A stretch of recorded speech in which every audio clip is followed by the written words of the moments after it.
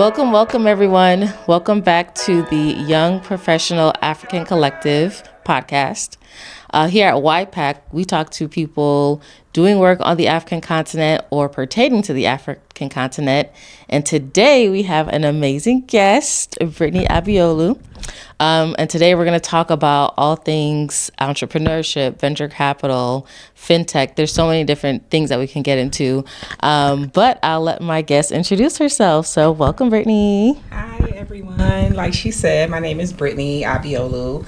I am a ecosystem builder and a coach for entrepreneurs.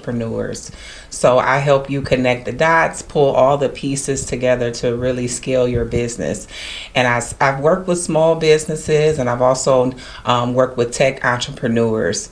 So yeah, that's kind of like really who I am in a nutshell. Oh, we're going to get into it because she's very humble, but we have a lot to talk about. Before we dive into a lot of that stuff, let's start with the icebreaker. Let's talk about Afrobeats or African music in general. Is there a song that you can think of maybe at your time, in college or something that kind of like triggers like a fun memory for you? It's so funny that you asked that. When you shared that question with me, I was like, oh, that's a good question. And I was like, that's a good question. Okay. It's probably not college, probably like early 30s. I don't want to tell my age. You don't have to. Let's say early 30s. Like, how do you know? Okay. Burna Boy. Okay. It's okay. Yeah. Actually, I listen to that every day. Okay. I have to. Mm-hmm. It just gets something going. And it's a beautiful song. It is a beautiful song. That is the first Burna Boy song I ever heard. And when I found it, I was like, oh my God, this guy is going to be a superstar, because this is before he blew up in America especially. Yeah. And I was like, this guy's going to be big. Yeah. And I started listening to all his music, and he blew up in America. Yeah. That's that. Knew it. My mom loved that song. When I sent it to her, she's like, oh my gosh, like, what is this? Because she can also speak Yoruba, so she can understand like what he was saying. She's like, it's a beautiful message, beautiful video. So yeah, I love that song too. So okay. My whole family knows it. Even my nieces who don't know Yoruba, I played it so much. She can sing it. Like, yeah. She started singing it word for word. I was so shocked. It's catchy. It's very catchy. Okay. I don't do all that because I ain't got the voice. But yeah. I stay on that too long. Yeah. It's a Burna Boy. Yeah. So shout out to Burna. Well, yeah. Speaking of like just different things that cause inspiration, especially on the African continent is getting really popular now. It's getting really big, especially when it comes to investments. I want to talk about Venture Hue, which is something that you started. Can you tell us a little bit more about that? Yeah, you know what? I came up with the idea to start Venture Hue when I was a college student, actually. I was about 19, and that's when I realized, I want to be an entrepreneur. I don't know, it just hit me. Like, my parents pushed me to be independent, so I had to, when I went to college, it was like, they had to do that. They were like independent, and they had to grow up early and fast and stuff like that. So I had to work and to pay for my own education and take care of myself at a young age, like 18. You're a legal adult. I graduated from high school. I worked hard. I got good grades. I entered college. It was like, okay, this is it. Yeah. It's all or nothing. So that's amazing. I was like, I need to get rich. Yeah. It's hard out here. You know how it is when you're a college student. You don't have no money. College students are broke unless you're rich and your parents are giving you everything. You don't have any money. And I didn't come from a rich family. My parents worked hard. Don't get me wrong. I had everything that I needed. So, but still, I had to really work hard. So I'm like, how do I build wealth? That's what I really got into, financial literacy is in college. Amazing. And I discovered, I think it's entrepreneurship. I think entrepreneurship is the way. And so that's where I came up with the idea for Venture Hue. I didn't quite know what I wanted to do, but I always knew I wanted to be an entrepreneur who supports other entrepreneurs. Gotcha.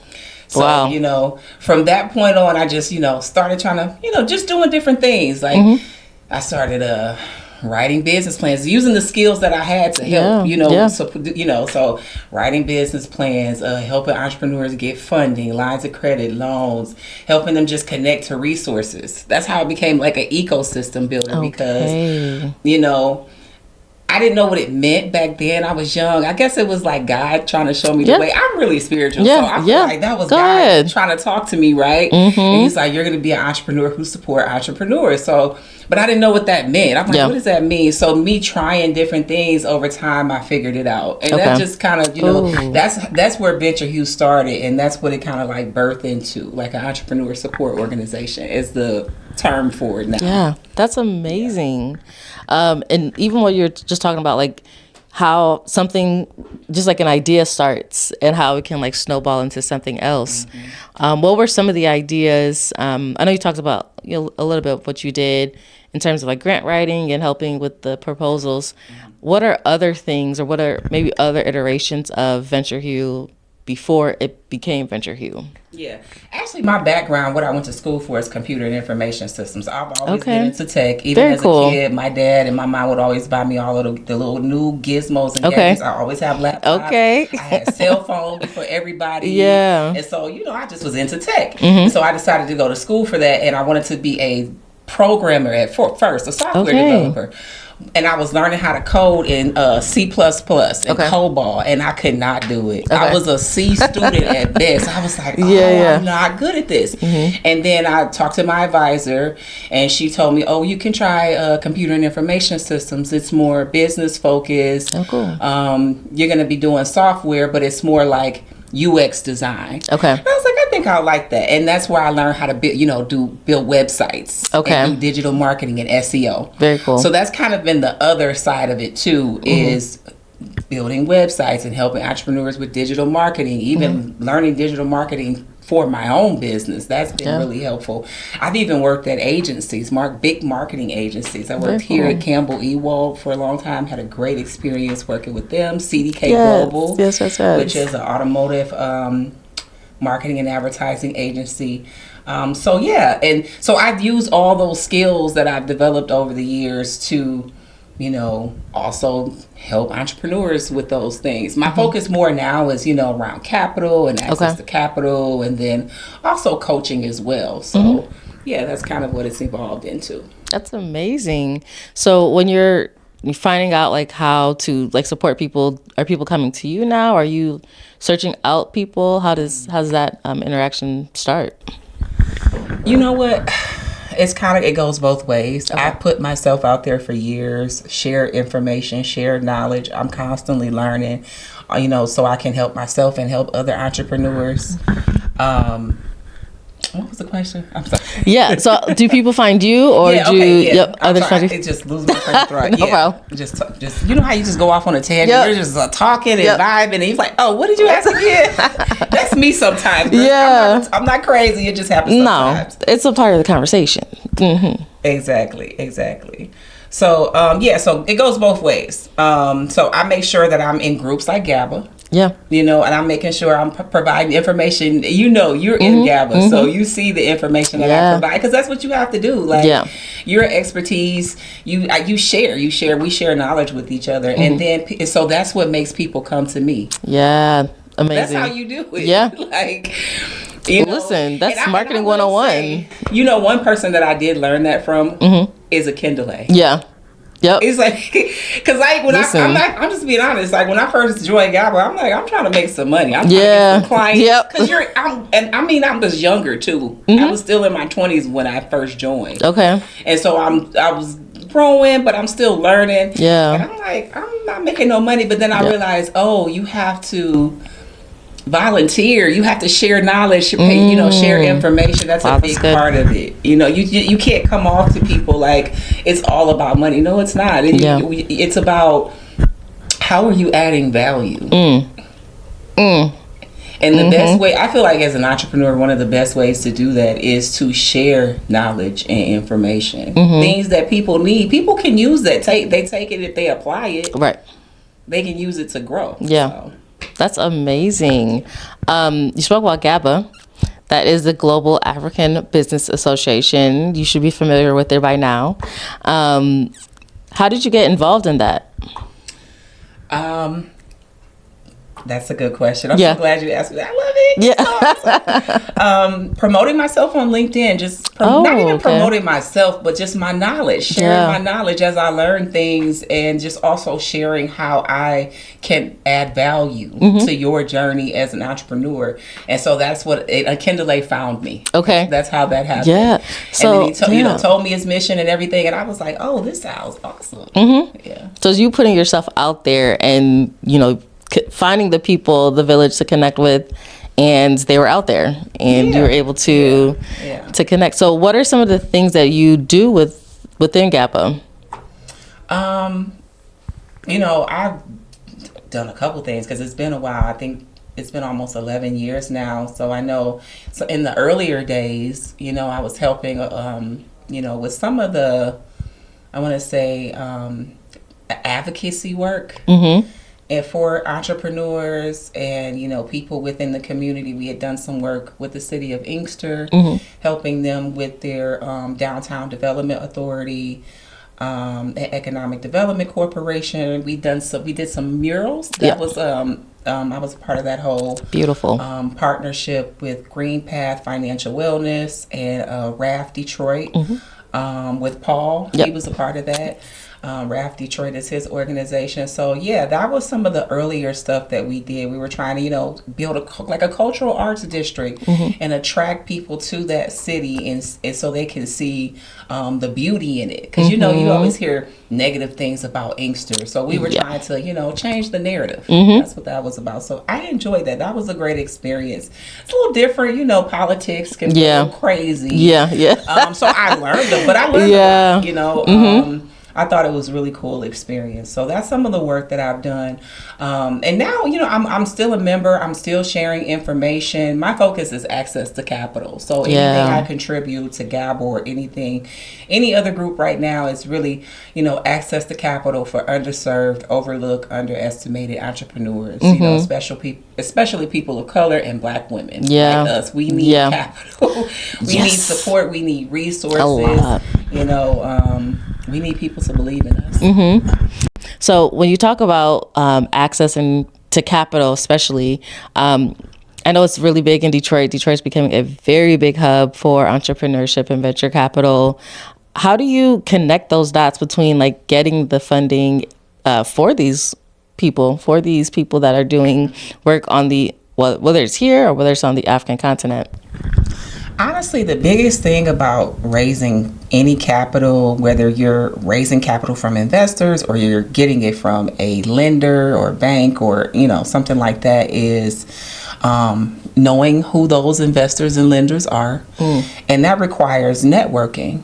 And it requires, talking to experts, people who have the knowledge. That's why I share knowledge and information, because I know there's always going to be somebody who doesn't know, who likely needs it and could be a good candidate for whatever type of funding that's out there. So that's really what it takes. That's why it's called access to capital. Access is all about networks and who and are you trusted? Do you have integrity? And can you get in? Because there are gatekeepers everywhere. And some people won't let you through those gates. So it's definitely about networks and a relationship building. And that's super important, because I know venture capital can be a hard space to break into. And, there's so many different avenues that you can go about it. And I really appreciate you even bringing me in on several different things. There was the Founders and Funders of Color. I think that was a really great event that just kind of exposed me to different things that relates around venture capital, and from that I participated in other events. I kind of trickled down from that. So I think, again, you just sharing information, I've been a beneficiary of it, so I can attest to just being in the right room, talking to the right people, or talking to anyone. You never know who knows who. So what is an area that you think could really catapult the rush into Africa? How can we land on the continent, especially now that people are trying to race to be there? like how do we get there? Like, like, there are different resources that you can tap into. So GABA, I learned a lot. The first time I ever heard about, the EB5 investor program was through GABA. Okay. And I had no idea that you could basically, invest in businesses here and create jobs, and you get green cards for your whole family, basically, depending on what country you're coming from. So yeah, that's important. So you definitely want to tap into your local grassroots organizations that are on the ground, because they usually are full of information that things you never know about. And then again, platforms like LinkedIn are really helpful. Okay. And the great thing about LinkedIn is you can connect with people who are in the industry. You can find the people who are in specific industries. And so I would say that helped me with networking. Okay. And finding people on the continent. Yeah. And so, and when I found those people, trusted, high integrity, you have to do your due diligence. For sure. Knowing somebody on the ground helps too. Okay. And then there's organizations like, I don't know if you've ever heard of AGOA, African Growth and Opportunity Act. I don't think so. Can you talk a little bit more about that? I'm gonna go too deep, but I'll just give you high level overview. It's a legislation that was created to strengthen economic ties between the U.S. and Africa, especially sub-Saharan Africa. And so there's a program called AGOA TradeWorks, AGOATradeWorks.com. That's AGOA tradeworks.com. Awesome. There are AGOA advisors, and these advisors are on the continent and in the U.S. and they're in different parts of the U.S. and different countries on the continent, so they're like representatives for their country. So if you're interested in doing business on the continent, you can look to AGOA advisors. If you go to this website, you'll find the list of advisors, AGOA TradeWorks, and those advisors can typically give you resources like trusted legal team people you can seek out, and all the right avenues, so that you're not making mistakes and missteps and becoming a victim to scams, because that's the thing. But yeah, and that's a government program, so that's a government funded program, AGOA TradeWorks. So, and then there's AGOA agents in the U.S. So, like in Houston, for example. I don't know if you know Warren Winston. He's a member of GABA, AGOA advisor here in the U.S. That's amazing. Houston. So let's say there is someone that is in GABA, they know Akindele, but they're in Nigeria and they want to come here and do business.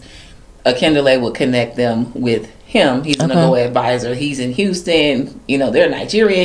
That's little Houston. That's little Nigeria. Little Nigeria for sure. So, that's somebody who he knows the community, the area. He can connect them to the right resources to get his business, going. Okay. So that's the way. Yeah, and that's amazing, because I feel like there's a lot of conversation happening about how do we approach this. There's so many different ways to go about it, but having people on the ground that can walk you through the process or just give you more insight on how to navigate the spaces, I think it's going to be super helpful for a lot of people who are interested in doing that themselves, or maybe know someone who's interested in doing that. So I would tap into AGOA. The information will be in the description box. So there are a lot of things happening. So it's just a matter of making sure you're in tune, you connect with the right people. From here, maybe connect with Brittni, and then you never know what that relationship can flourish into. So just keep tapping in and following a lot of the different journeys that people are going. And I will add to that, I am high integrity. So if you are trying to reach out to me, you have to prove that you are an honest human being, you are a good human being, you have empathy and compassion, you are hard-led and not egotistical, and you have high integrity. We want trustworthy people in our circle only. Absolutely. Or you will be dismissed. Thank you. Thank you. I think that's so important, because with business, you have to be able to trust the person. There's a lot of intimate information. Because if you mess up, you do something wrong that could hurt the people around us. Absolutely. And then it's going to make me look bad. And then what's going to happen to me? Yeah. My reputation is going to be damaged. So. Yeah. So make sure integrity is huge. And it's easy to say, but I feel like you can only be like fake for so long. I feel like the truth is going to come out about your character one way or another. So you might as well get your heart right, get your mind right, have it in the place of really building community with other people. Because if not, it will show. It'll show very sooner or later. It's going to show. You can't hide lack of integrity for long. It just doesn't work. So has that been one of your struggles, I guess, with navigating this entrepreneurship space in general? I wouldn't say it's been one of my struggles, but I think at least once or twice in your life, everybody meets somebody who just lacks integrity or experiences some kind of betrayal. But I just say that too because in venture capital, you have to have high integrity. Yeah. Think about what's her name? She started Theranos, Elizabeth Holmes. Oh yeah, with the drop of blood. Sam Altman, I think FTX. They were frauds. Yeah. Thieves. That's why I say you got to have high integrity. And where are they now? In prison. In prison. Yep. So we don't want to, investors want you to be high integrity and they don't want to deal with fraud. Okay. Would you, if you were an investor? No. Money, somebody's going to run off with your hard-earned money? We don't want that. So. And the thing with venture capital, I took a class where we had to kind of like build our own businesses and try to, if we were to market it with, to an investor. One thing that they really hone on is like the team is so important. Like you have to be able to trust the team because they're the ones that's doing the groundwork, whereas the investors are giving their money, expecting really that return to come back to them because people aren't just giving money just to give money. That's a grant or that's some foundation, whatnot, or scholarship of some sort. But an investor wants their money back. So you have to be someone that they want to lend to. And, that doesn't mean you have to be buddy-buddy with everybody, but it does mean that they can trust you to get the work done. You have the right people connected to you, and they'll see that money back because, money is the avenue to keep things going, but like the character is the thing that is the foundation, the character of the people, the knowledge of the team members. So you have to have all those things in line so that you can actually be successful. Access to capital. Yes, there are, issues around how we get access to capital, right? Systematic racism, things like that. But it also requires us as a people to invest in each other. Right. So other groups, that's what they do. Yeah. They invest in each other. Jewish people are the best example. A lot of Jewish people are in the venture capital space. Yeah. And they do an excellent job at it. And I don't think our people really know that. Like, they're trying to raise capital. Well, the people that, you need to raise capital from that's most likely going to invest in you is probably your own people. Yeah. Angel investors are probably going to be your own people. When I think about people like, I think Mark Zuckerberg or the founders of Google, they raised their initial capital for their tech startups from people close to them, like maybe family, relatives, professors, or whatnot. So, and that's what we have to start doing. We have to start investing more. It has to become a part of our culture. It's not a part of our culture. Yeah. Like it's a part of other cultures. Yeah. Yeah. And that's what we have to understand. It has to be like a culture shift. We have to become angel investors, accredited angel investors. Now I know it requires a higher income, which can be hard for some people. And there are people who are working to possibly change that so more people can invest. But you have to start somewhere. You can invest on crowdfunding platforms. Yeah. I know that's something newer for people. It's early, but it's one way to get started investing in startups. It's even a way that I got started investing in startups. Is crowdfunding platforms, one of the ways. But the people who do have high incomes and they qualify to be an accredited investor, they really should look into it. I don't know if everybody really truly understands the value in it. Can you talk a little bit more about what an angel investor is? You said you have to be accredited, so there's a certain threshold, like a income level that you need to be at. What are other things? An accredited investor, you have to either, as a single person, be making at least $200,000 a year. If you're married, $300,000 a year, and or have over $1 million in assets, excluding your primary residence. So there are some income qualifications, but I feel like there are a lot of Black people who make for sure. They just don't do it. Yeah. But I see other groups like Indians, especially with me running a pre-accelerator program right now, and white people as well. They do this all the time, and we wonder why they have so much wealth. It's because they are doing things that we should be doing because maybe we don't believe in each other, or we're fearful, or we don't want people to surpass us in wealth, or things like that. Could be anything, but we need to make that a part of our culture. So becoming an accredited investor, where you're already accredited if you meet those requirements that I mentioned, but then also investing in funds.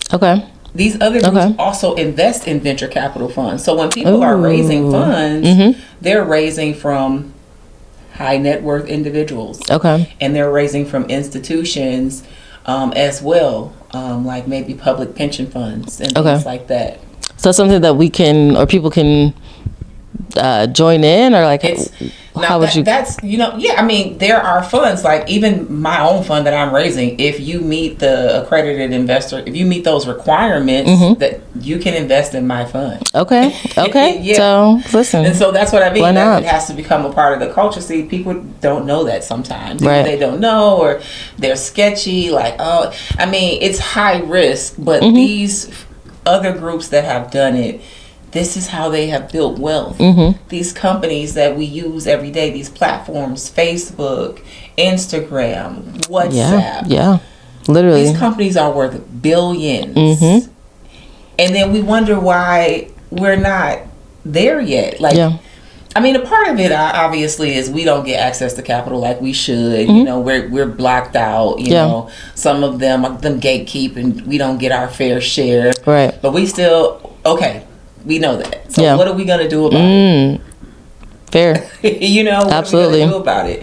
We have to band together and work together like people did when they, back in the days of Tulsa and Black Wall Street. We can't keep waiting on everybody to come rescue us, and they're only going to give us so much. Right. Not going to fund our freedom. Ooh. It's not happening. It's not, and that's just the reality of it. And I think, oh man, you talked about so many things, so many points.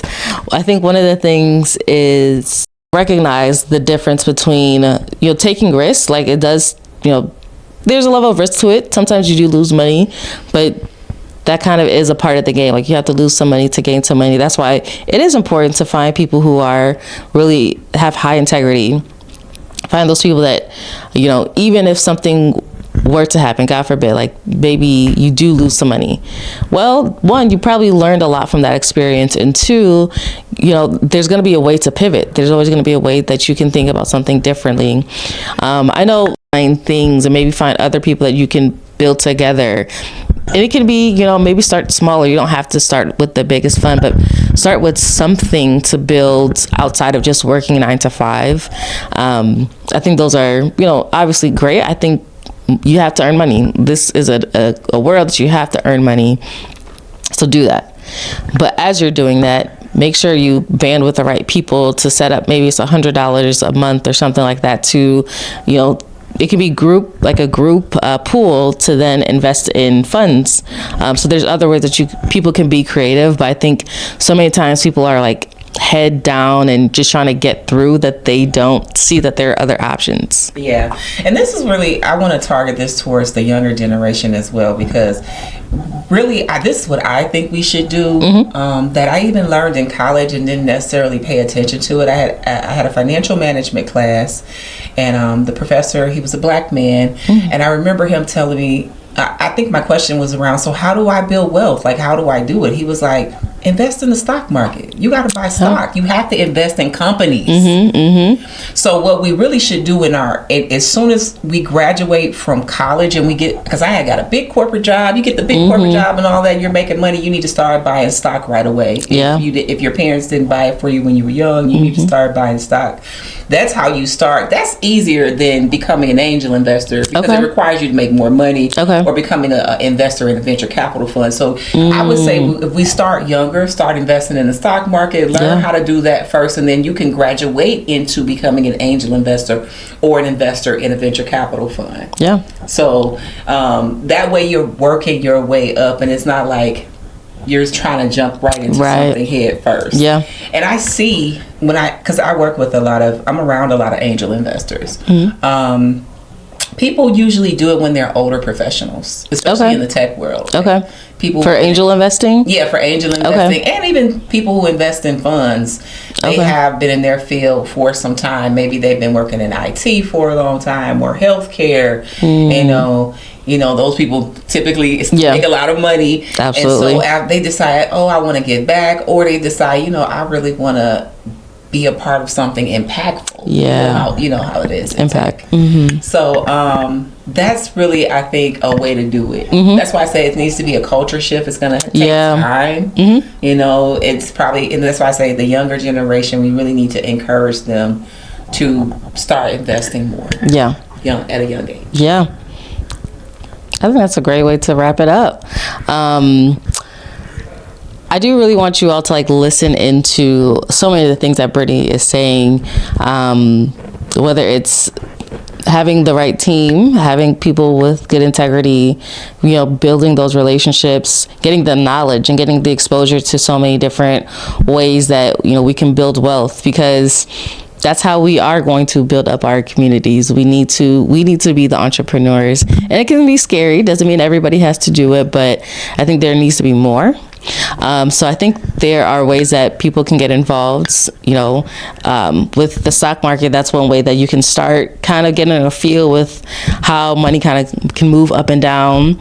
I know markets are crazy right now, so that's something that you should pay attention to in terms of finding the right financial advisor or person that can help you understand it, and then you can make some money from it. And just find different ways that we can really build, because money does have a lot of power to it. Money has so much access and provides so much access. So it's something not to be afraid of. It's nothing to be only focused on. I think you need money and relationships and just so many different things. But to really build power, to really build a sense of us having more freedom and having the lives that we want to live, the communities that we want to live in, money needs to be important, and we need to change our mindset about how we really, or hone our mindset into how we really access money and pour it back into ourselves. So many things to think about. Brittni, are there any final words you want to share with everyone?